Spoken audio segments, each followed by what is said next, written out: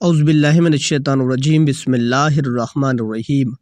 ابو مالک اشعری رضی اللہ تعالیٰ عنہ بیان کرتے ہیں، رسول اللہ صلی اللہ علیہ وآلہ وسلم نے فرمایا، پاکیزگی نصف ایمان ہے، الحمدللہ میزان کو بھر دیتا ہے۔ سبحان اللہ اور الحمدللہ دونوں یا ان میں سے ہر کلمہ زمین و آسمان کے مابین کو بھر دیتا ہے۔ نماز نور ہے، صدقہ برہان ہے، صبر ضیاء ہے، اور قرآن تیرے حق میں یا تیرے خلاف دلیل ہوگا۔ ہر آدمی صبح کے وقت اپنے نفس کا سودا کرتا ہے، پس وہ اسے آزاد کرا لیتا ہے یا ہلاک کر دیتا ہے۔ اور ایک دوسری روایت میں ہے، لا الہ الا اللہ واللہ اکبر زمین و آسمان کے مابین ہر چیز کو بھر دیتے ہیں۔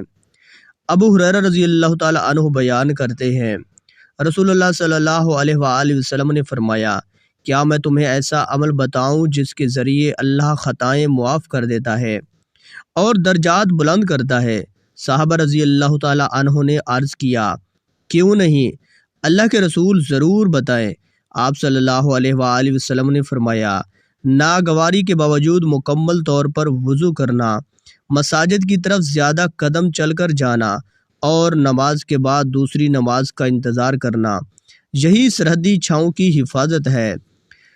عثمان رضی اللہ تعالیٰ عنہ بیان کرتے ہیں، رسول اللہ صلی اللہ علیہ وآلہ وسلم نے فرمایا، جو شخص وضو کرے اور خوب اچھی طرح وضو کرے تو اس کی خطائیں اس کے جسم سے نکل جاتی ہیں، حتیٰ کہ اس کے ناخنوں کے نیچے سے بھی نکل جاتی ہیں۔ دوستو، اللہ پاک سے دعا ہے کہ اللہ پاک ہمیں احادیث مبارکہ پر عمل کرنے کی توفیق و ہمت عطا فرمائے۔ آمین ثم آمین۔